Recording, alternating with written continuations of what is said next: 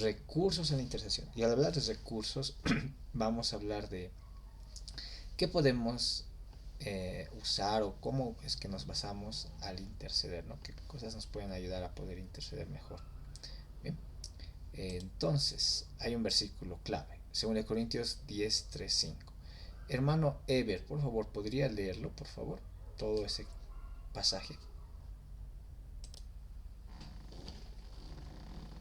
Segunda Corintios 10, 3 al 5. Pues aunque andamos en la carne, no militamos según la carne, porque las armas de nuestra milicia no son carnales, sino poderosas en Dios para la destrucción de fortalezas, derribando argumentos y toda altivez que se levanta contra el conocimiento de Dios, y llevando cautivo todo pensamiento a la obediencia a Cristo. Amén. Amén. En este pasaje nos habla de algo importante, ¿no? Nos dice, no estamos en una lucha carnal, ¿no? No estamos en una lucha material, estamos en una lucha espiritual y por tanto debemos usar armas espirituales, dice, ¿no? Y esas armas espirituales son poderosas, ¿no? Para destruir fortalezas, derribar argumentos y toda altivez que se levante en contra del conocimiento de Dios, ¿no? El día de hoy vamos a ver unas cuantas importantes. Faltan varias, ¿no? Como el tema de la meditación de la palabra, la lección divina, que les voy a dar como tarea de investigación. Pero básicamente estamos hablando de que tenemos que estar preparados en esta batalla, ¿no? En esta lucha que tenemos en nuestra vida diaria, en nuestra vida espiritual. Bien, entonces vamos a hablar de recursos. Estos recursos son basados en la autoridad de Cristo, en la obra de Cristo y en nuestra relación con Dios. ¿Sí? Entonces, primero, autoridad de Cristo. Vamos a ver el tema del poder y la autoridad delegada. Vamos a estudiar qué significa atar y desatar, ¿no? Y el nombre de Jesús. Primero, poder y autoridad delegada. Vámonos rápido en nuestras Biblias a Lucas capítulo 9. Y Lucas capítulo 9 nos narra, ¿no? Un pasaje en el cual Jesús envía a sus discípulos con una misión y con un propósito, ¿no? A los 12. Les dice, ¿no? Que habiendo reunido a sus 12 discípulos, les dio poder y autoridad sobre todos los demonios y para sanar enfermedades. Y los ha enviado a predicar el reino de Dios y sanar enfermos, ¿no? Entonces, básicamente, él antes de darle una comisión les dice, ¿no? Vengan y les dio poder y autoridad. Ahí hay dos palabritas que vamos a estudiar. Poder y autoridad. Poder viene del griego dunamis, habla de la fuerza, ¿no? La capacidad, la eficacia, la energía, ¿no? De la capacidad de hacer algo, ¿no? Y la otra palabra importante es autoridad. Y esta palabra autoridad es como un permiso, un derecho, una libertad para poder hacer algo o no poder hacer algo. Y usualmente combina, ¿no? El derecho y el poder, ¿no? Eh, y en aquí hacen el ejemplo de un policía o un militar. Es como que el policía o el militar tiene la autoridad de parar a alguien, ¿no? O en este caso, por ejemplo, el militar, digamos, que está guardando un puesto de vigilancia y viene un auto y él tiene la autoridad, la capacidad de decir alto, digamos, ¿no?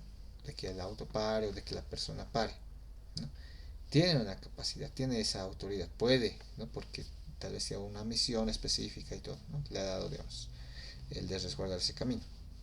Sin embargo, puede existir el tema de que alguien que no quiera obedecerlo, ¿no? Entonces, el libro usa este ejemplo que me pareció bueno, de que además de tener la autoridad, también tiene el poder, ¿no? En este caso lo ejemplifica con su arma, ¿no? Dice, no solamente él tiene la autoridad de cuidar ese camino, sino también tiene el poder para hacer cumplir esa autoridad, ¿no? Es decir, a poder ejecutarlo eso. Y esto es importante porque nos va a narrar esos dos puntos, ¿no? La posición de autoridad que tenemos en Cristo por causa de lo que Él hizo, ¿no? Pero el otro es el poder, es decir, lo que realmente hacemos en Cristo, ¿no? A través de su poder y todo. Entonces, no solo es el poder tener una autoridad, sino también el poder hacer en eso, ¿no? Entonces, eh, Eso vamos a explorar un poquito más, pero viendo acerca de la autoridad, podemos ver, ¿no?, que Jesucristo nos ha dado autoridad en el tema de su mandato, ¿no? Nuestra autoridad proviene de la autoridad de Cristo. Si nos vamos a Mateo 28, vemos, ¿no? A ver, vamos a ayudarme nuestro hermano, nuestro hermano José Luis. Hermano José Luis, ¿puede leerlo por favor el versículo 18 y narrar en qué evento surge eso? Mateo 28, 18.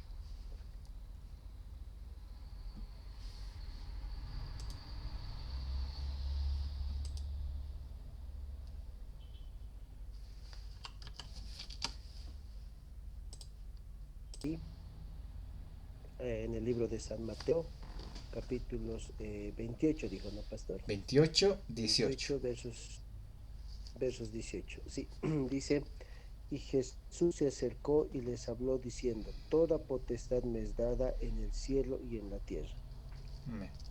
Y luego viene la gran comisión, ¿no?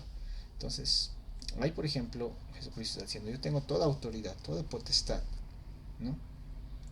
Y en base a eso dice, por tanto, ¿no? Y esa palabra es importante.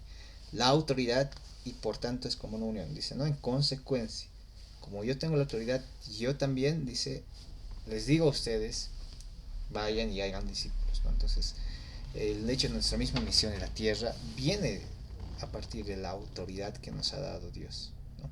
Esa autoridad que Dios tenía. Y Él nos dice, ¿no? Vayan y hagan discípulos. Ahora, importante. Entonces, ya tenemos la autoridad de parte de Cristo y tenemos que tener ese poder. ¿Cómo tenemos ese poder?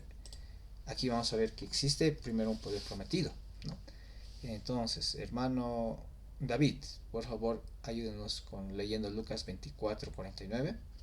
Luego, hermana Deine, por favor, eh, Romanos 6, 14. Esto ya lo hemos leído, ¿no? Romanos 6, 14. Y finalmente, hermana Anaí, Hechos 1, 8.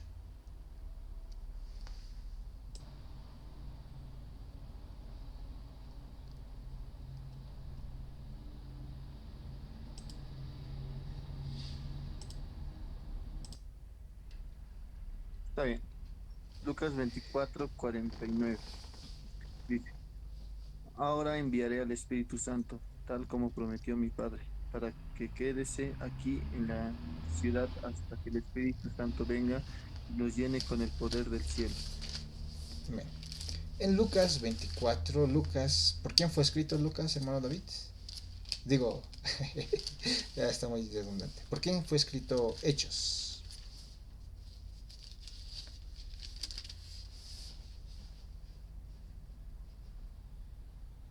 ¿Quién escribió ¿Lucas? Hechos? Muy bien, escribió Lucas, ¿no? Entonces, aquí Lucas es como que un tomo y segundo tomo, está terminando el primer tomo, está hablando de la resurrección y les dice, ¿no? Una promesa que Dios les da.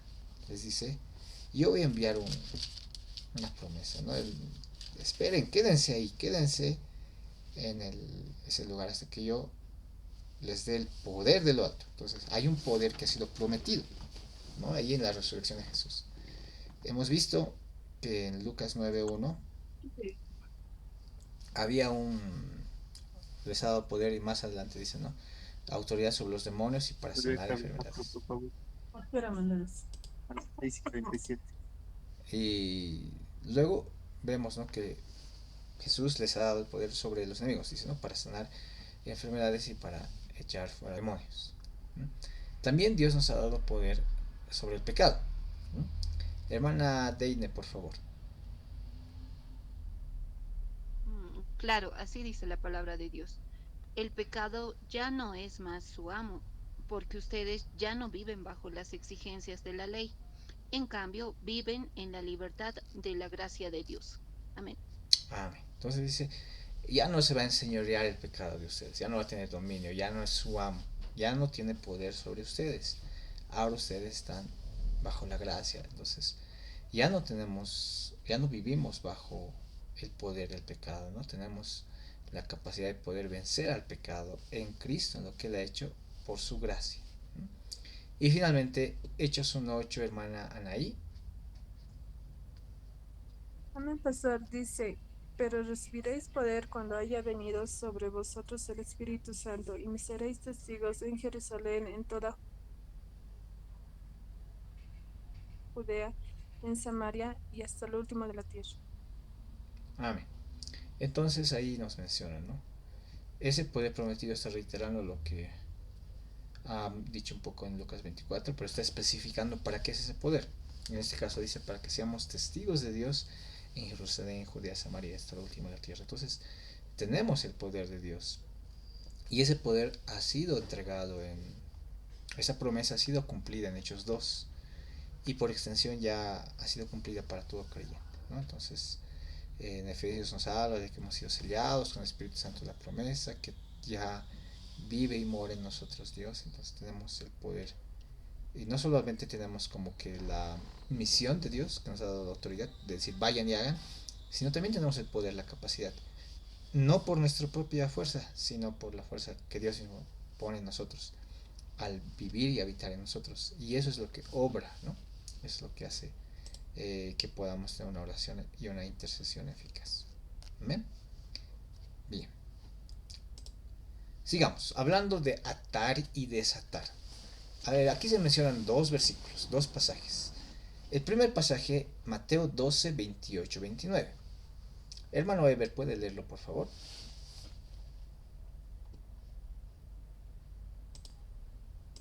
Mateo 12, 28, 29. Pero si por el Espíritu de Dios yo echo fuera a los demonios, ciertamente ha llegado a vosotros el reino de Dios. Porque, ¿cómo puede alguien entrar en la casa de un hombre fuerte y saquear sus bienes a menos que primero ate al hombre fuerte? Y entonces saqueará su casa. Amén.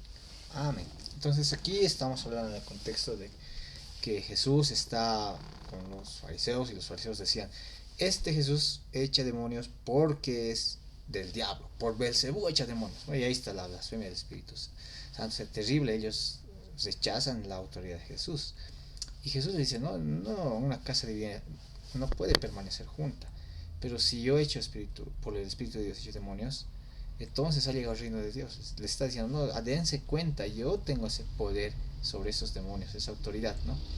Si no le atare, entonces ¿cómo voy a saquear primero? Entonces habla ahí Jesús, este pasaje nos habla de la autoridad de Jesús. Él tenía autoridad para poder atar a los demonios, limitar su poder, ¿no? Y eso ha pasado, ¿no? Y ha pasado cuando él vino, no, Juan dice, ¿no? En él estaba la luz venía a este mundo y las tinieblas no prevalecieron contra ella, no han podido, ¿no? Él ha vencido. Y nos promete en el futuro, ¿no? En Apocalipsis 22 que al final va a ser atado por 1000 años y finalmente va a ser echado al fuego, el diablo. Entonces nos está narrando, ¿no? El poder de Jesús sobre el diablo, ¿no? Básicamente es poderoso, tiene la capacidad de atarlo, de desatarlo, de limitar su poder, ¿no? Ahora, el otro versículo que se usa aquí es Mateo 16, 19. Y ese versículo es el que muchos usan para decir, entonces hay que atar a los demonios nosotros. Y vamos a ver, vamos a estudiar un poquito, ¿no? ¿A qué se refiere eso? ¿Cómo podemos entenderlo? Mateo 16, vámonos a nuestras Biblias. Mateo 16. Y esto sí necesito que estén en Mateo 16 y luego igual a Mateo 18, ¿ya? En Mateo 16 está hablando Pedro, ¿no? Le dice Jesús, ¿quién creen que dicen que es el Hijo del Hombre, ¿no? Y ellos decían, no, ¿quién dicen ¿qué dicen de mí, Jesús? Dice, ¿no? Otros dicen que eres Juan el Bautista, Elías, pero Pedro le ha dicho, ¿no? En el versículo 16, tú eres el Cristo, el Hijo del Dios viviente. Y Jesús le dice, bienaventurado eres Simón, hijo de Jonás, porque no te lo reveló carne ni sangre, sino mi Padre que está en los cielos. Yo también te digo que tú eres Pedro, y sobre esta roca edificaré mi iglesia, y las puertas del Hades no prevalecerán contra ella. Y a ti te daré las llaves del reino de los cielos, y todo lo que atares en la tierra será atado en los cielos, y todo lo que desatares en la tierra será desatado en los cielos. Y bueno, ¿no? Le han dicho entonces, pero no digan a nadie que soy el Cristo. Entonces aquí está hablando a Pedro, le está diciendo, ¿no? Pedro, bien que has dicho eso, porque no solamente lo has hablado de tu pensamiento, sino Dios te lo ha revelado. Dice, ¿no? Mi Padre que está en los cielos te lo ha revelado. Y ahí, ¿no? Le dice, lo que vas a atar en el cielo, lo que atares en la tierra será atado en el cielo. y lo que desates en la tierra será desatado en los cielos. Ahora, interesante, ¿no? Entonces, ¿qué cosa puede atar, desatar? ¿Qué significa? Es lo mismo que Jesús. Y hay un pasaje, ¿no? Muy similar, y está en Juan 23, dice, que habla, pero en este caso muy similar, pero dice: a los que les remitieran los pecados les serán remitidos, y a los que no, no. Entonces uno puede decir, entonces, ¿cómo es eso? O sea, ¿será que puede él declarar que ya no es pecador? ¿Será que puede él hacer que Dios haga algo así, ¿no? Entonces, viéramos otro pasaje aquí cerquita de Mateo, seguimos en Mateo, pero vamos al capítulo 18. Y en el 18, del 15 al 20, está hablando ya no solamente a Pedro, sino a los discípulos, ¿no? Y va a hablar de ese mismo término, ¿no? De atar y desatar. Y habla, ¿no? Dice, ¿no? Si es que tu hermano peca contra ti, ve y repréndele, estando tú y él solos, ¿no? Si te oyere, has ganado a tu hermano, mas si no te oyere, toma aún contigo a uno o dos, para que en boca de 2 o 3 testigos conste toda palabra, ¿no? Y está hablando de cómo tratar con un hermano que peca contra ti, ¿no? Si no le oye, ir a la iglesia; si no quiere ir a la iglesia, tenlo por gentil publicano. Y vuelve, miren el versículo 18, clave. Dice: de cierto os digo, que todo lo que atéis en la tierra será atado en el cielo, y todo lo que desatéis en la tierra será desatado en el cielo. Otra vez os digo que si 2 de vosotros se pusiesen de acuerdo en la tierra de cualquier cosa que pidierais, les será hecho por mi Padre que está en los cielos. Porque donde están 2 o 3 congregados en mi nombre, ahí estoy yo en medio de ellos. Y entonces, a ver, aquí está hablando, en Mateo 16 está hablando a Pedro. En Mateo 18 está hablando a los discípulos. En ambos se usa la misma expresión, ¿no? Lo que ates y lo que desates. Y bueno, primero podríamos entender de que sí es un mandato dado a todos, ¿no? No solamente a Pedro, pero ¿a qué se referiría a eso, no? ¿Será que, y por eso ahí el contraste está con Juan 23, ¿no? 23, de que ¿será que nosotros tenemos capacidad, por ejemplo, de remitir pecados? ¿Será que nosotros tenemos capacidad de establecer lo que se haga? ¿Qué es lo que dice la palabra, no? Y veíamos en otros pasajes, ¿no? La anterior vez. Tenemos esta confianza de que si pedimos algo conforme a su voluntad, Él nos oye, ¿no? Entonces, básicamente, cuando nosotros atamos o desatamos, digámoslo así, es que en realidad estamos anunciando la voluntad de Dios. Declaramos o anunciamos lo que Dios ya ha dicho que va a pasar. Entonces, por ejemplo, cuando alguien está en una falla, en un pecado, y nosotros vemos lo que dice la palabra de Dios, vemos evidencia de que sí está en pecado, y decimos, no, mira, deja de hacer esto, esto está mal, ¿no? Sí estamos declarando algo, sí estamos diciendo algo, pero no lo estamos diciendo nosotros algo diferente a lo que dice la voluntad de Dios. Simplemente estamos declarando lo que Dios ya ha dicho, ¿no? Sobre ese tema. Y por ejemplo, Raire, un comentarista, dice, ¿no? El cielo, no los apóstoles, inicia todo acto de atar y desatar, mientras que los apóstoles anuncian estas cosas.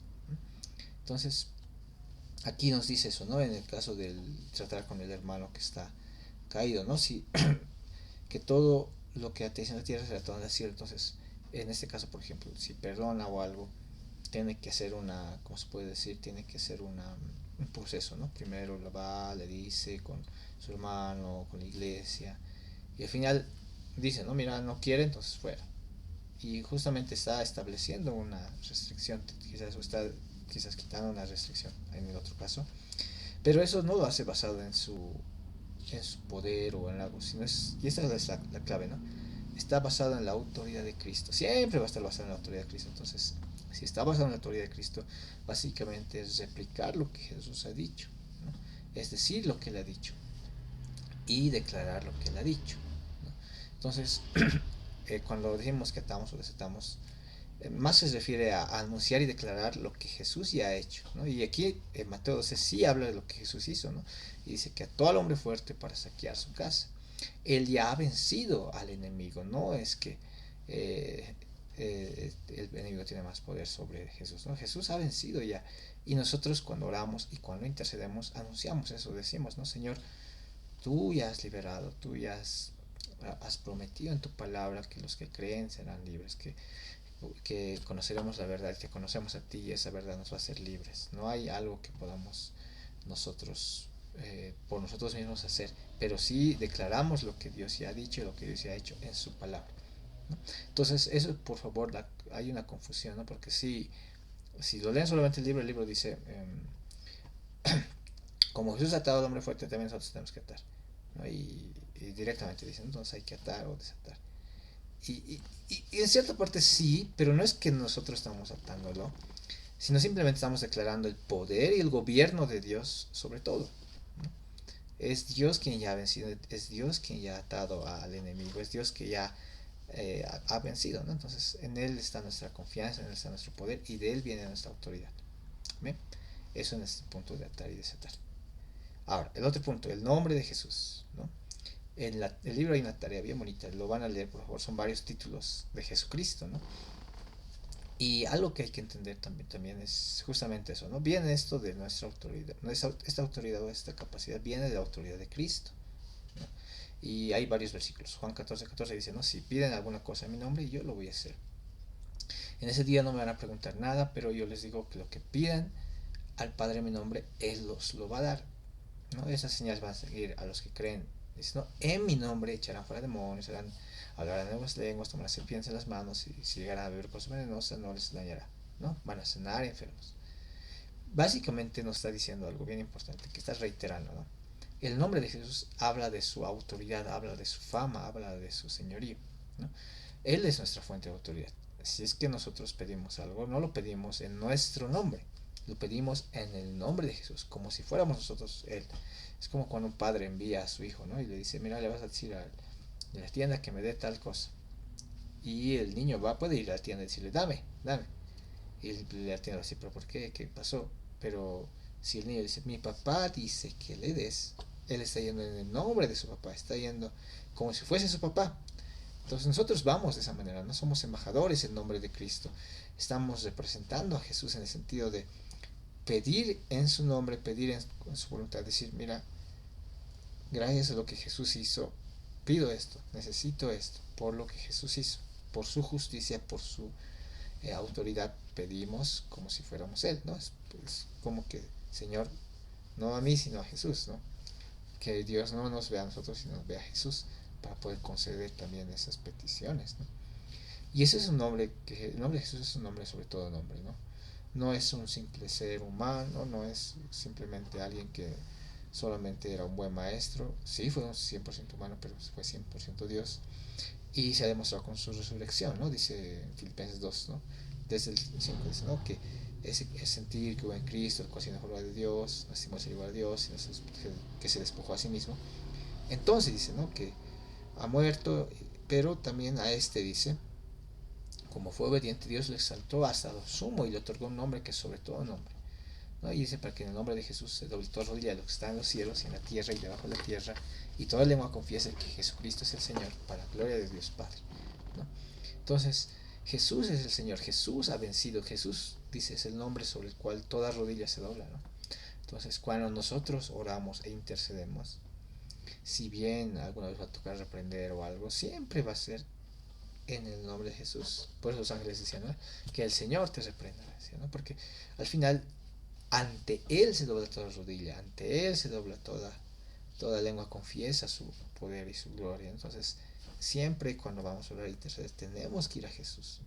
Solamente por su autoridad podemos sostener o decir algo, pedir algo, solamente por su autoridad. Entonces eso, no es que es un nombre, algo como una fórmula mágica de decir, en el nombre de Jesús, ¿no? Sino básicamente estamos diciendo, como Jesús ya ha hecho esto, como Jesús ha dicho, como Jesús ya ha vencido, porque Jesús lo hizo, entonces yo pido esto. No es, y eso hay que tener mucho cuidado, ¿no? A veces lo ven como alguna cábala o una fórmula mágica, ¿no? Simplemente es reconocer al Señor y decir, Señor, tú has vencido. Y como Jesús venció en el nombre de Jesús, esta persona está libre porque Jesús ha vencido, Jesús ya lo ha liberado. Por eso, ¿no? Es aferrarnos a la autoridad que tiene Jesús, a su nombre, que es sobre todo nombre. ¿Ven? Ya lo van a leer la tarea, ¿no? Tienen que meditar en todos los títulos que tiene Jesús. Luego, otro, la sangre de Jesús. Esto está basado en la obra de Cristo, ¿no? Y sí, yo escucho muchos algunos dicen, no, ahora nos vamos a cubrir con la sangre de Cristo, dicen, ¿no? Y empiezan a interceder y todo, pero ¿de dónde viene esa palabra, por ejemplo, cubrir con la sangre de Cristo? viene del propiciatorio, ¿no? Que estaban los sacrificios, estaban el sacrificio y la sangre, dice, se derramaba el sacrificio y es como que la sangre cubría, ¿no? Al sacrificio y decía, ¿no? Que es como que cubre el pecado, es como que ya Dios no ve al pecado, sino ve a la sangre, algo así, digamos, esa figura usaban en el propiciatorio. Pero no es que es como, no sé, como vitaminas, ¿no? La sangre de Jesús, sino la sangre de Jesús nos habla justamente de la obra de Jesús, ¿no? Hebreos 10, 9, 19 al 22 nos dice eso, ¿no?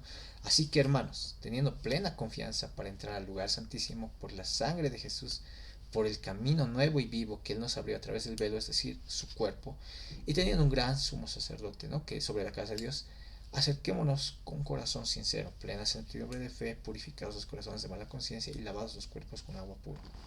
En este pasaje nos dice, ¿no? Ahora tenemos plena confianza de entrar al lugar santísimo, ¿no? Antes decía, acerquémonos pues confiadamente al trono de gracia, ¿no? En Hebreos 4.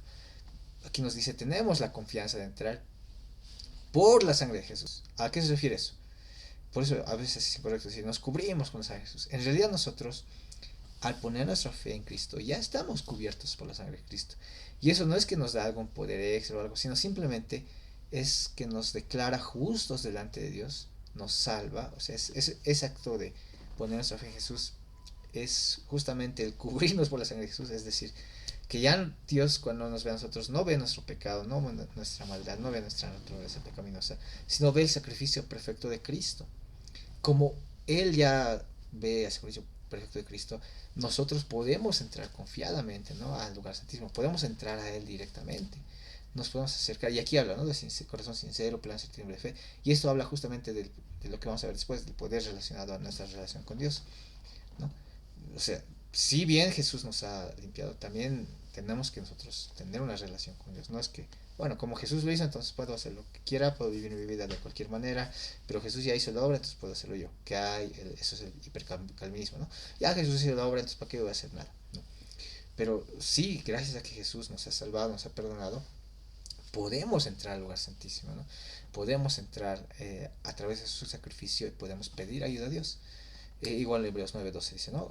Entró una vez y para siempre. No es que cada rato nos estamos cubriendo con la sangre de Cristo. Estamos cubiertos con la sangre de Cristo, ¿no? Ha logrado una eterna redención, no por la sangre de machos cabríos, ssino por su propia sangre. Cuando hablamos de la sangre de Cristo, no estamos hablando de un poder místico de algo, estamos hablando del estado de redención. Como digo en palabras simples, del estado de justicia de que estamos delante de Dios. Ahora estamos delante de Dios justos, perdonados, santos, ¿no? A través de la obra de Cristo, y solamente a través de esa obra podemos tener acceso a Dios, ¿no? Entonces, si alguna vez mencionan sangre de Cristo o algo, se refiere justamente a eso, ¿no? A recordar y decir, sí, Dios ya me ha salvado, ya me ha perdonado, ya soy justo delante de Él, por eso como hijo puedo acercarme y pedirle a mi Padre, ¿no? Eso es bien importante, ¿no? El entender esa matiz, ¿no? Porque sí, creo que lo utilizan muchas veces de mala manera. Y sí, evidentemente la sangre de Cristo es un recurso indispensable, yo diría, no solamente un recurso más, sino que si no fuera por la sangre de Jesús, si no fuera por el sacrificio de Jesús, no podríamos nosotros ingresar ante Dios, no podríamos ni pedir, estaríamos hablando al aire. Pero gracias a que Jesús murió, gracias a que somos perdonados, podemos pedir y Dios nos oye. ¿Ven? Entonces, aclaración con respecto a la sangre de Jesús. Bien. Bueno, hasta este punto hemos llevado basados en la autoridad de Cristo y basados en la obra de Cristo, ¿no? Esos son los recursos que tenemos. Pero hay una más, y es un recurso basado en nuestra relación con Dios. Y se acuerdan, ¿no? Jesús decía, este género no sale sino con oración y ayuno. Y justamente se relaciona mucho a la anterior lección al estar bien ante Dios, ¿no? Ante Dios. Debemos estar de manera correcta ante Dios. Eso también es importante cuando vayamos a interceder. Me compartió un versículo esta semana, me decía, ¿no? Tú escuchaste mi oración porque no hallaste. Bueno, decía, si tú hubieras hallado iniquidad de mí, no habrías escuchado mi corazón. Entonces, hablan de nuestra relación con Dios también es importante para poder interceder, ¿no? Y recursos basados en la relación con Dios, hoy vamos a tocar uno, que es el ayuno. Hay más, sí, y les voy a dar tarea a eso, ¿no? Pero hoy vamos a avanzar el ayuno, ¿no? Entonces, En cuanto al ayuno podemos decir muchas cosas también. Eh, por ejemplo, vámonos a Hechos 9:9. Por favor, hermano José Luis, Hechos 9:9. Y hermana Lisette, hermana, ya estás. Daniel 10:3. Si no es hermana Lisette, hermana Deine, por favor, prepárese. Pero hermana Lisette, si puedes leer, por favor, Daniel 10:3. Es súper hermana. Y hermano José Luis, por favor, Hechos 9:9.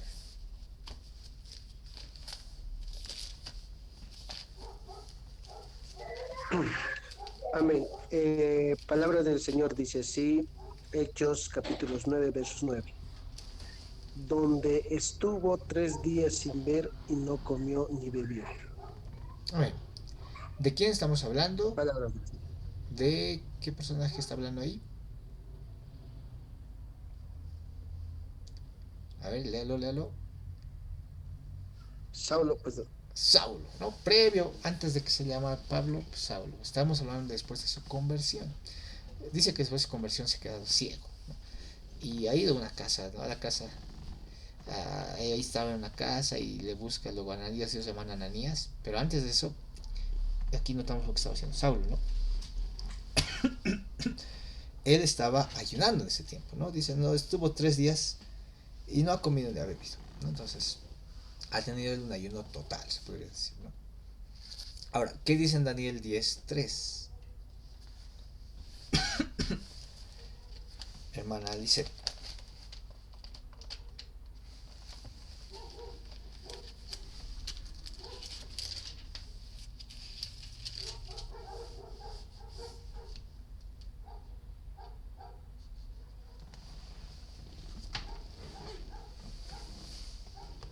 Hermana Lisette, ¿puedes leerlo? Dice la Adelante. palabra del Señor, Daniel 3:10. 10:3. Tú, oh rey, has dado una ley que todo hombre, al oír el son de la bocina, de la del...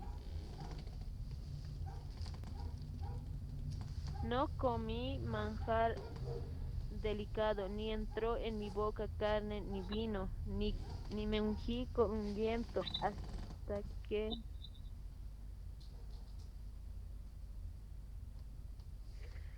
Ay, amén. Men, Mi señal creo que no está buena, ¿ya? Ya, voy a leer de nuevo. No adelante. comí manjar delicado, ni entró en mi boca carne ni vino, ni me ungí con ungüento hasta que se cumplieron los 3 semanas. Amén. Gracias, hermano. Entonces, eso está hablando justo de una visión que va a tener Daniel, ¿no? Pero él dice, estaba ayunando. Y en el caso de Daniel, en este caso, si bien estaba ayunando, no estaba ayunando completamente, ¿no? Sino él que se ha privado, dice, no me he privado de manjar delicado, carne y vino, ¿no? Es decir, como que esto es algo placentero, es algo bueno, es algo rico, entonces no voy a comer eso, dice, ¿no? Sino que he estado ahí, ¿no? Estaba orando, estaba eh, viendo y buscando a Dios. Entonces, puede haber ese ayuno total, como Pablo, que no ha comido nada, ni comió ni bebió, y puede ser también parcial. Entonces, y la clave es, y vamos a ver al último, ¿no? Pero, ¿qué es el ayuno, no? ¿Qué significa ayunar? El ayunar no simplemente es privarse de comida o hambriar. Alguna vez yo estaba, por ejemplo, tenía un laboratorio en la universidad y en esos tiempos cuando tenía que hacer, digamos, el experimento, era pues hasta que salga. Entonces yo entraba a 7 de la mañana y me venía lo más temprano cuando abrían la universidad, estaba todo el día hasta que me voten. Y hasta me saben votar 8, 9, 10, eso es a venirse los administrativos, ¿no? 8 más o menos. Y entonces, no, pues o sea, yo estaba ahí hasta que salga y recuerdo uno de esos días era de, no tenía tiempo para comer, entonces yo ya voy a ayunar así, me dije en mi mente, ¿no? Ya voy a estar ayunando y está bien porque no voy a comer siempre en la universidad, digamos. Creo que sí había un ayuno y yo decía, no, no, claro, no, voy a estar en la universidad, no voy a comer. Y yo tenía ese tiempo, ese entendimiento, ¿no? De, entonces, ayunar es no comer y listo. Pero yo estaba haciendo mis tareas, o sea, buscando a Dios no estaba estudiando y haciendo mis cosas, ¿no? Ahí me cuentan, ¿no? Es como que no es ayunar no es hambriar, no es simplemente privarse de alimento, ¿no? Es dedicar un tiempo y consagrarlo a la búsqueda de Dios. En el caso de Daniel, por ejemplo, me parece muy interesante que él no se priva de comida, de vegetales, de agua, se priva, dice, de manjares, ¿no? De chocolates, digamos, ¿no? O sea, o algo bien rico, de carne y de vino, o sea, cosas ricas y deliciosas, ¿no? Es como que dice, esto no, porque tal vez esto es algo placentero, algo bueno, pero yo necesito acercarme a Dios, no tengo, no quiero que me distraiga nada, ¿no? Entonces, interesante. La clave y el propósito es el poder buscar a Dios, ¿no? El poder buscar a Dios. Entonces, por favor, ayúdenme, hermano, hermano David, a Génesis, por favor, 24:33. Hermano Ever, a Éxodo 34. Hermano José, a Jonás 3:5 al 10. Y hermana Deine, a Mateo 4. En todos esos se relata un evento donde hay un alien. Leanlo un ratito y les doy un minutito y díganme por favor qué evento se relata en eso, ¿no? Y quién está ayunando y con qué propósito. En Génesis 24:33, ¿no? Es el siervo de Abraham donde se niega a comer y a beber sin antes haber cumplido su misión. Entonces, Amén, ¿no? Eliezer se niega, dice, tengo una misión, entonces, no, tenía un propósito. En este caso era, ¿qué tenía que hacer? Encontrar una novia para el hijo de su amo, Isaac, ¿no? Entonces él ha dicho, no, hasta que no encuentre, voy a morir. Bien. Éxodo 34. ¿Quién habla? ¿Quién está ayudando ahí? Habla de Moisés cuando estaba en el monte Sinaí recibiendo las tablas de la ley. Dice que él estuvo allí 40 días y 40 noches, no comió pan ni bebió agua y escribió en tablas las palabras del pacto, los 10 mandamientos.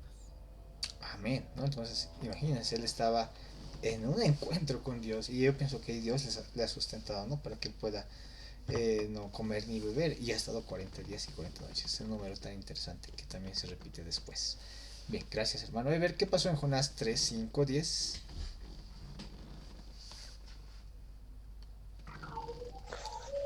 Sí, pastor. Lo que, bueno, menciona en Jonás nos habla, ¿no? Algo que es, bueno, algo conocido acerca de Nínive, por la cual hay un decreto de parte del rey, que todos tendrían que haber entrado, dice, ¿no? En ayuno y oración para que se puedan arrepentir de su maldad y no ser destruidos. Amén. Amén, ¿no? Jonás. Entonces Jonás no quería, pero al final fue. La gente se arrepintió, ¿no? Y el rey les dijo, ¿no? Tienen que ayunar para que no sean destruidos. Un ayuno de arrepentimiento. Y finalmente en Mateo 4. ¿Qué pasó en Mateo 4?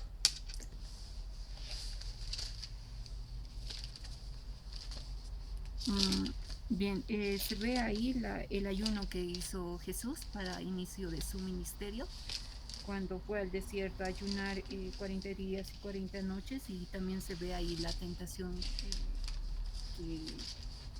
la tentación que tuvo que soportar de parte del diablo, ¿no? Amén. Para evitar que cumpliese ese ayuno. Amén. Entonces, eso fue con Jesús, ¿no? Él ha ayunado, no, igual 40 días y 40 noches, ha sido tentado en el desierto, y igual, ¿no? Antes de iniciar su ministerio, justamente, ¿no? Tenía un propósito también. Entonces, es interesante porque viendo en la. Viendo en la historia, vemos de que hay varios ayunos. Hermano David, creo que, ¿no? Su micrófono está perdido, creo. sigue bien. Ay, pollito, luego me invita. Ya. Entonces, hubo varios eventos, ¿no? En su librito ustedes lo van a ver. Hay el ayuno de Ana, Nehemías, los judíos, ¿no? Cuando estaban ayunando para que Amán no los mate. Estábamos viendo de David, ¿no? Cuando ayunó tanto por su hijito, cuando estaba por morir. por la cautividad, ¿no? Josafat, ¿no? Antes de entrar a una batalla, ayunado, después de su conversión a Pablo, lo hemos visto más antecitos, ¿no? Que no comió ni bebió, también para enviar a Pablo y a Bernabé han ayunado Pedro antes de ir a Cornelio, ¿no? Entonces hay muchos lugares donde existió el ayuno. Entonces, hermana Lisette, no sé si lo puede leer por favor, Hechos 14:23. Hechos 14:23. Y también, ay, perdón, nueva versión. Ya. Dice, y constituyeron ancianos en cada iglesia con ayunos, los encomendaron al Señor en quien habían creído. Palabra del Señor. Entonces, el ayuno ha sido practicado en toda la historia, pero también ha sido practicado en la iglesia primitiva, y eso es algo importante. Es una práctica que ha continuado haciéndose, ¿no? Entonces, aquí, por ejemplo, dicen han establecido ancianos, estamos hablando ya, estos van a dirigir la iglesia, entonces los han establecido en ayuno. Igual se ve en Hechos que antes de enviar a Pablo y a Bernabé ellos estuvieron ayunando, ¿no? Tenían que llevarlos al servicio misionero, y en Hechos 13:2 nos dice eso, ¿no? Después de haber reinado, encomendaron a Dios, mandaron a Pablo y a Bernabé, ¿no? A la obra que Dios les había llamado. Muy importante. Entonces, eso. Y 1 Corintios 7:5, yo lo voy a leer. Dice: no os neguéis el uno al otro, a no ser por algún tiempo de mutuo consentimiento, para ocuparos sosegadamente en la oración y volver y juntaros cada uno, para que no os tiente Satanás a causa de vuestra incontinencia, ¿no? Entonces, es como que están privándose de algo, están apartándose para Dios, pero sí tiene un propósito, ¿no? El poder acercarse a Dios, no es otro, ¿no? Siempre el ayuno nos va a ayudar a acercarnos a Dios, no es el propósito de siempre hambriar, y hay que tener cuidado de esto, hermanos, porque hay filosofías, ¿no? Y eso siempre hay que, bueno, entender. Por ejemplo, está la filosofía del estoicismo, no sé si han escuchado algunos. Hay muchos, se ha vuelto muy de moda en este último tiempo, pero básicamente el estoicismo habla del dominio de la voluntad, la negación del placer, ¿no? Y la glorificación de la virtud. Entonces, hay muchas cosas, como dice, por ejemplo, abstenerse. Hay personas que no son cristianas, pero no toman, no beben. Dicen, no, yo no voy a hacerlo porque me abstengo, porque no quiero, ¿no? Y es como que es una filosofía, ¿no? El abstenerse, el ser disciplinado, y lo van a escuchar en muchos lados, ¿no? Y uno puede ver incluso el ayuno, digamos, ¿no? Es decir, no voy a comer, sí, no voy a comer, y están ahí sus dietas que tienen, ¿no? Hay las dietas, hay varias cosas que ellos manejan, se privan, ¿no? De cosas. Y ahí Pablo nos habla un poquito de eso, ¿no? Como un atleta. Dice, no, ustedes saben que los atletas que quieren ganar se privan de todo, ¿no? Para ganar una medalla corruptible, pero nosotros una incorruptible, dice, ¿no? Entonces, la clave del ayuno, como les decía, no es simplemente hambriar, no es simplemente decir, bueno, me voy a negar esto porque sí, digamos, ¿no? Sino es privarnos de algo, como tal vez, por ejemplo, Daniel se privó de la carne, del vino y de los manjares, no porque sean malos, sino porque él quería dejar de ser, quería acercarse a Dios. Entonces, mucho cuidado con esto, no dejarse contaminar con esa, como decir, entonces es la glorificación de mi disciplina, mi poder. No, el ayuno es someternos a Dios, someternos a su voluntad, privarnos de cosas no necesariamente malas. Comer no es malo, hermanos, es algo bueno, pero la idea es buscar a Dios, ¿no? Y como les decía, estamos hablando de intercesión, recursos. Habíamos visto que tenemos autoridad, tenemos el poder, tenemos la capacidad de poder hacerlo gracias a que Jesús murió por los pecados, pero el ayuno es como que habla de nuestra relación con Dios, habla de poder acercarnos más a Dios, habla de poder estar más en comunión con Dios para poder interceder de mejor manera, como lo hizo Moisés, como lo hizo todos estos personajes, ¿no? Entonces eso nos ayuda a acercarnos a Dios. Propósitos, ¿no? El ayuno no es para cambiar a Dios, el ayuno es para cambiarnos a nosotros. El ayuno no es para cambiar la voluntad de Dios, el ayuno es que para que la voluntad de Dios se cumpla en nuestras vidas, ¿no? Podamos ver y alinearnos a lo que Dios quiere, ¿no? Y ahí hay varios puntos. A ver, vamos Hermano Eber, por favor, Jonás 3:5. Hermano José a Lucas 4:1. Hermana Deine a Segunda de Crónicas 23. Hermana Lisette a Daniel, ya que está en Daniel 9:3 y 4. Cuando lo encuentran, lo leen, por favor. Y después que lo lean, van al siguiente, ¿no? Entonces, le tocaría Hechos y así, tan. Creyeron a Dios y proclamaron ayuno y se vistieron de cilicio desde el mayor hasta el menor de ellos. Amén. Entonces, Jonás les había predicado: arrepiéntanse, lo que están haciendo está mal. Y ellos, en respuesta a eso, han ayudado, han mostrado, ¿no?, que sí se estaban arrepintiendo. En realidad es un acto de obediencia, están respondiendo al mensaje de Dios. Lucas. Lucas 4:1 dice, bueno, tentación de Jesús, lleno del Espíritu Santo, volvió del Jordán y fue llevado por el Espíritu desierto. Bien. Entonces ahí, por ejemplo, Jesucristo estaba en una prueba, ¿no?, y se puso a ayunar, ¿no? Y justamente necesitaba estar en ese punto, porque se acuerdan el diablo con que le ha tentado: tienes hambre, pan, ¿no? Entonces ha sido una manera de acercarse a Dios y probar, ¿no?, su poder, y mostrar que él era mayor, que el poder de Dios era mayor que el poder del diablo, ¿no? Bien. ¿Qué dice Segunda de Crónicas? Amén. Dice así. Entonces él tuvo temor, y Josafat humilló su rostro para consultar a Jehová, e hizo pregonar ayuno a toda Judá. Estaban en una amenaza, ¿no? Entonces dice: ¿qué voy a hacer? Josafat, el rey, dice: no, necesitamos acercarnos a Dios, no vamos a poder solos contra este enemigo, entonces vamos a ayunar, ¿no? Vamos a ayunar, necesitamos hacerlo, necesitamos acercarnos a Dios. Bien. Hermana dice Daniel 9. Verso. No. Daniel 9:3 y 4.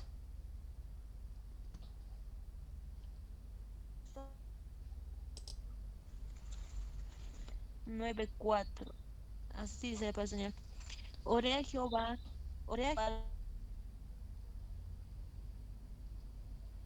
el pacto y la misericordia para con los que le aman y guardan sus mandamientos.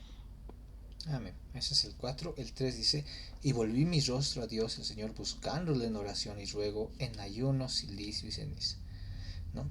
Él estaba orando por su pueblo. Y Daniel 9 es bonito, leanlo igual, como Juan 17 es otros capítulos que habla de la oración, ¿no? Y Daniel pide muy bonito, ¿no? Les dice: Señor, te busco, Señor, en oración, en ruego, en ceniza, mostrando que te necesito, ¿no? Te necesito. Y luego le pide: no te pedimos eso por nuestras justicias, en el versículo 18, ¿no?, sino por tus muchas misericordias. Inclina tu oído a nosotros, escucha, ¿no? Entonces él necesitaba una revelación y ha ayunado. Bien. Hechos 13:2 y 3.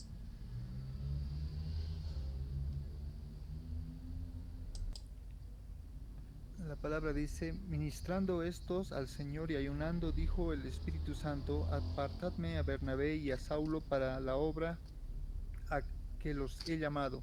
Entonces, habiendo ayunado y orado, les impusieron las manos y los despidieron. Amén.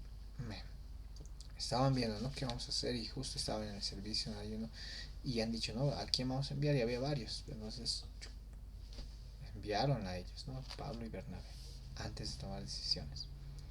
¿Qué dice Esther? Pastor, ¿qué capítulo voy a leer de Esther, por favor? 4:16.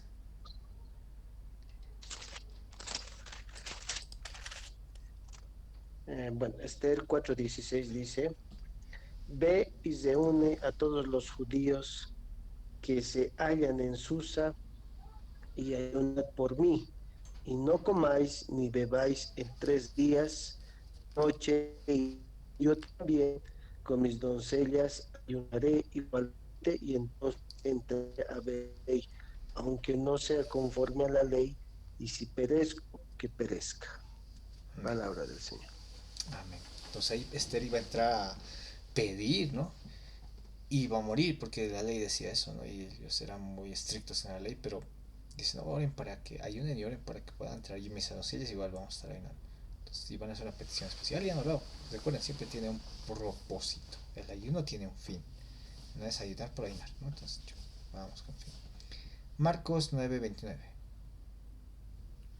Así dice la palabra de Dios. Y les dijo, este género con nada puede salir, sino con ayuno y oración. Amén. Entonces lo hemos visto también, ¿no? Debemos estar constantemente preparados. Y eso es a través de estar en una relación correcta con Dios. Bien. Hermano Ever, Joel 2:12. ¿Lo tiene ya, hermano? Luego, hermano, José, vaya a Samuel, segunda de Samuel 12:16. Y eso, hasta ahí. Y hermana, Deine, ayúdeme con Salmos 35:13. Joel 2:12. Por eso pues ahora dice Jehová, convertíos a mí con todo vuestro corazón, con ayuno y lloro y lamento. Amén. Amén. Ese es un pasaje muy interesante, ¿no? Es rasgad vuestros corazones y no vuestras vestiduras. Vuélvanse a mí, arrepiéntanse, ¿no? Y ahí dice, ¿no? Con lloro y con ayuno, es decir, es una muestra, ¿no? De arrepentimiento también, como lo hicieron los de Jonás, no sé si se acuerdan, ¿no? Oh, me arrepiento, vuelvo a ti, Señor, necesito de ti. Eso. ¿Qué dice 2 Samuel 12:16, hermano José? Amén. Segunda de Samuel 12:16 dice, entonces David rogó a Dios por el niño y ayunó David y entró y pasó la noche acostado en tierra. Estaba ayunando, quería que Dios le escuche, ¿no?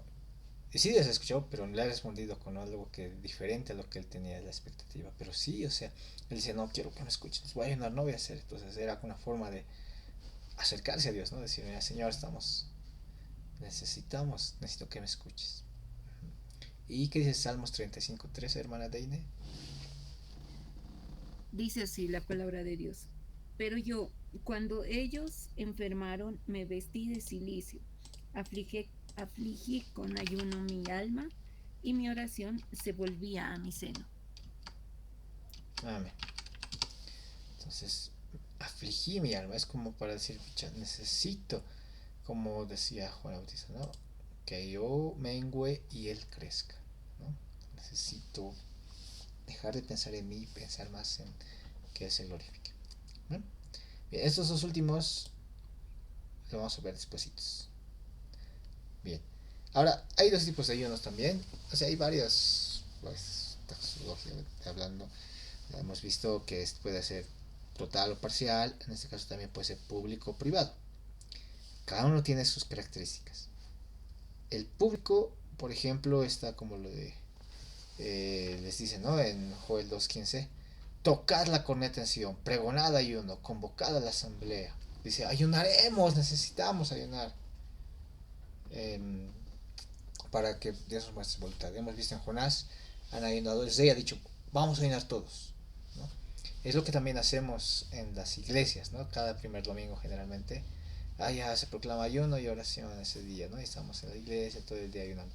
Está bien, es correcto públicamente hacerlo como comunidad, como hermanos, como una unión, ¿no? Decir, vamos a ayunar para buscar a Dios, para eso.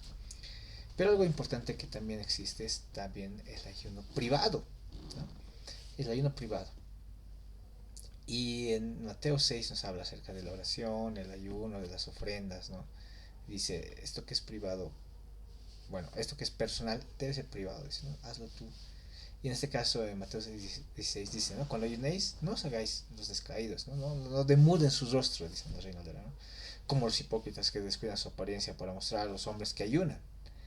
De cierto os digo que ya tienen su recompensa, pero cuando tú ayunes, unge tu cabeza, lávate la cara, de modo que no muestres a los hombres que ayunas, sino a tu Padre que está en lo secreto. Y tu Padre que ve en lo secreto te recompensará. Y ahí está la clave, ¿no? Cuando uno ayuna, no es la idea el poder mostrar a otros que ayunan. Esta disciplina en este caso es muy privado y muy personal, ¿no? Y dice, si es que muestras a otros, hoy estoy ayunando, estoy haciendo esto, ya has tenido tu recompensa, que te van a decir, bien hermanito, bien que has ayunado, bien que lo has hecho, listo. Y ahí está tu recompensa. El propósito del ayuno es acercarnos a Dios, es que Él pueda mostrar su voluntad en nuestras vidas, ¿no? Entonces, dice, no, cuando ayunes, unge tu cabeza, o sea, que no se den cuenta que estás ayunando, ¿no? Como en la limosna, en la ofrenda, no sepa tu mano derecha lo que sabe tu mano izquierda, ¿no? ¿A quién debes mostrar y ante quién debes ayunar? Es a Dios. Ahora, dos ayunos, el público, a toda la iglesia, está bien, ¿no? Vamos a ayunar todos, muy bien, pero también debe existir el privado y debe ser interno, no debemos dar rostro, no como el fariseo que ya no ellos. Y es interesante porque si hemos leído en Daniel, dice, ¿no? De silicio, ceniza, era una muestra de aflicción, ¿no? Era una muestra de aflicción, pero ya después, conforme pasó la historia, ya se ha vuelto como algo de show, ¿no? Uche, no estoy ayunando porque no sé, soy muy espiritual, digamos, ¿no? Y a veces se pasa con eso, ¿no? Entonces, dice el ayuno personal, privado, ajá, para Dios, no para agradar a los hombres, ¿no? Eso en cuanto a estos dos tipos de ayuno, que ambos también, ¿no? Lo hacemos y este tal vez es el que menos practicamos, ¿no? Creo que la mayoría, y me incluyo, usualmente solo ayunamos cuando hay ayuno en la iglesia, pero nos cuesta y deberíamos nosotros estar, como le leía nuestra hermana Deina, ¿no? En oración y ayuno, para cualquiera, estar listos, ¿no? Que esto privado, pero de manera interna personal. Amén. Luego, el ayuno de Isaías 58. Vámonos a Isaías 58. Es uno de los pasajes más conocidos, ¿no? Y vamos a leerlo cada uno un versículo, ¿ya? Vamos a leerlo. Yo empiezo con el 1, luego hermana Deine el 2, hermano Eber el 3, hermano José el 4, yo el 5 y así, ¿ya? Hasta terminar hasta el 12. Bien, les reitero el orden: yo soy el 1, hermana Deine el 2, hermano Eber el 3, hermano José el 4 y así. ¿Listo? Voy. Dice: clama a voz en cuello, no te detengas. Alza tu voz como trompeta y anuncia a mi pueblo su rebelión y a la casa de Jacob su pecado.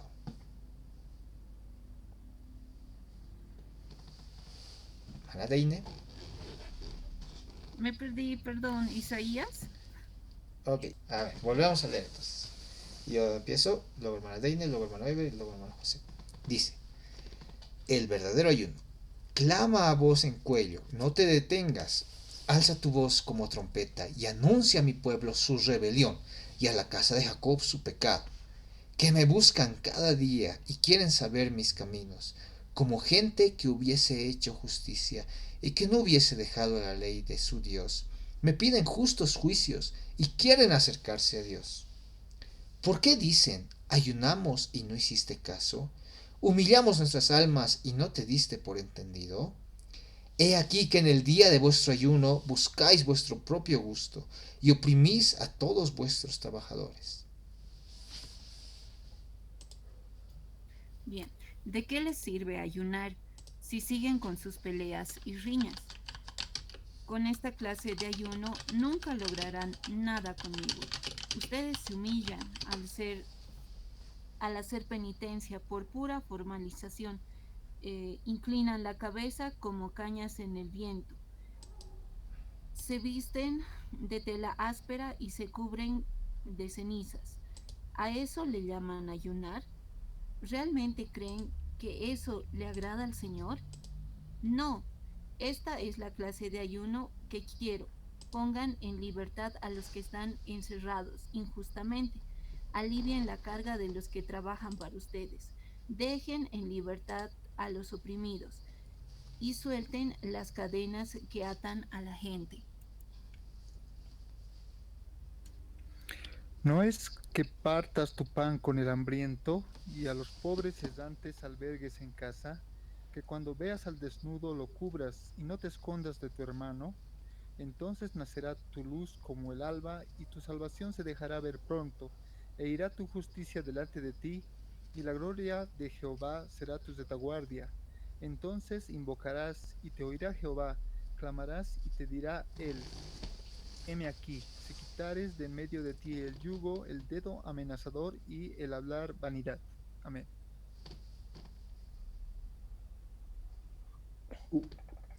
Y si dieres tu pan al hambriento y saciares al alma afligida, en las tinieblas nacerá tu luz y tu oscuridad será como el mediodía. Jehová te pastoreará siempre, la sequía saciará tu alma y dará vigor a tus huesos, y serás como huerto de riego y como manantial de aguas, cuyas aguas nunca faltan. Y los tuyos edificarán las ruinas antiguas, los cimientos de generación en generación levantarás, y serás llamado reparador de portillos y restaurador de calzadas para habitar. Palabra del Señor. Amén. Este es un capítulo muy hermoso, ¿no? Isaías 58. Es del ayuno que escogí. Y al inicio les reprende, dice, ¿no? ¿Qué cosas me están diciendo a mí? No, dice, ¿no? ¿Cómo? ¿Así acaso les voy a escuchar? Y va a hablar en este caso del verdadero ayuno, ¿no? ¿Qué características tiene este verdadero ayuno? Versículo 5 dice, nos humilla. ¿Acaso es eso solamente y dice, ¿no? ¿Acaso se van a doblar como un junco? ¿O acaso simplemente eh, eso será que Dios se da, o sea, será que podemos engañar a Dios con simplemente muestras externas? Y ahí Dios les dice, no, o sea, yo veo lo que están haciendo, no, no es solamente el que puedan tal vez hacer figuras externas, ¿no? Que hagan su junco y todo eso, eso será ayuno y será día agradable. Entonces, ¿qué cosa es realmente? O sea, sí incluye el humillar, pero ¿qué verdadera humillación es? ¿No? Y nos dice en el versículo 6, dicen desatar ligaduras sin pedazos, soltar cargas de opresión, dejar ir libres a los quebrantados, es decir, hacer justicia, ¿no? Desatar lo malo que existía, buscar que la voluntad de Dios se haga en la tierra, ¿no? Quitar, digamos, la opresión de otros, ¿no? Las cargas pesadas, liberar a los oprimidos. El ayuno verdadero busca, y se acuerdan, ¿no? Se acuerdan con la intercesión muy relacionado, pedimos por otros, buscamos por otros, y en este caso el ayuno verdadero es un ayuno de justicia, ¿no? Y esa justicia implica obviamente dejar de hacer lo malo, deshacer pesos que tengan a otros y romper todo yugo, ¿no? Estar en libertad, vivir en libertad. ¿Mm? Luego, versículo 7 dice, no es que pan con el abierto, que albergues a otros, que lo cubras, o sea, está hecho para hacer justicia y para ayudar a otros, ¿no? Para ayudar a otros. No solo debe ser un ayuno egoísta, es decir, porque ahí lo que le están pidiendo es eso, ¿no? Decían, en el versículo 3 dice, no, ayunamos y no hiciste caso, dice, ¿no? Humillamos las almas y no te diste por entendido. Y ahí les riñe Dios porque dice, ustedes ayunan porque buscan su propio gusto y son injustos, le dice, ¿no? Entonces el ayuno falso es un ayuno que solo busca el bienestar propio y es un ayuno injusto, hecho en injusticia, ¿no? Que se está haciendo, cometiendo injusticias. Es como cuando alguien, como las huelgas de hambre. Por eso les digo, no, tenga mucho cuidado con el estoicismo o simplemente hacerlo por hacer. No, no es una huelga de hambre el ayuno, no es que ya queremos, ya entonces vamos a ayudar hasta las últimas consecuencias, no es por un propósito egoísta y no es injusticia, no es porque vas a ayunar entonces ya listo, estoy mal, no importa, pero voy a ayunar, no, debe buscar la justicia y debe ser también por el bienestar de otros. Cuando nos acercamos a Dios nos damos cuenta que somos instrumentos y somos embajadores y buscamos, por lo menos en la intercesión hablamos de eso, ¿no?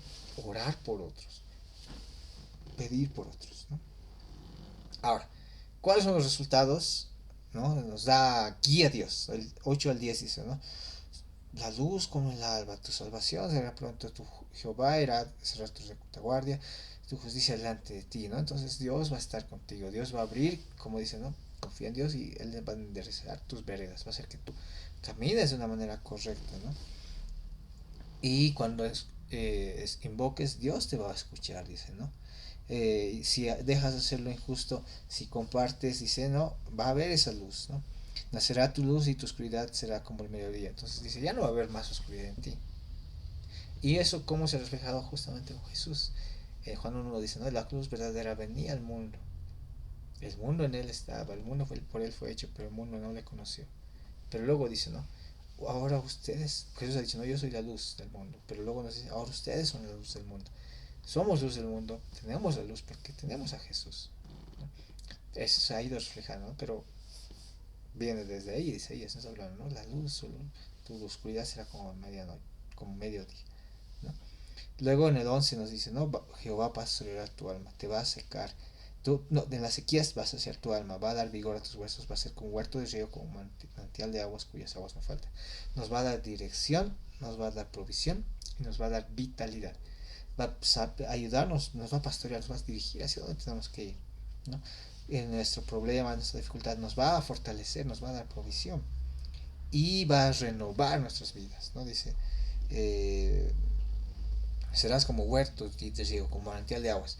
Vas a ser alguien vivo, alguien que tenga esa, como dice la Biblia, el que cree en mí, de su interior correrán ríos de agua viva. No va a ser una vida estática, va a ser una vida plena, una vida en Dios, ¿no? Y el 12 concluye, ¿no? Reedificarás las ruinas, los cimientos, reparador de portillos, restaurador de calzadas. Va a haber una restauración y una renovación. El ayuno busca eso, ¿no? Busca restaurar nuestra relación con Dios, renovar nuestra relación con Dios.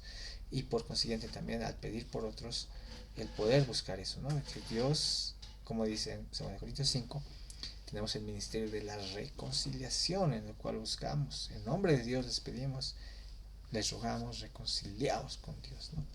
Esa es la principal relación que tiene que ser reconciliada. Y ahí dice, no, vas a dejar las personas antiguas, etc. Entonces, el ayuno verdadero habla de eso, ¿no? Habla no de un ayuno personal egoísta, sino un ayuno que busca el bienestar del otro. No un ayuno que simplemente lo hace como un rito externo sin haber justicia, sino un ayuno hecho en justicia, hecho para buscar el bien, para buscar lo que es correcto delante de Dios. Bien, hasta ahí sería la lección de hoy.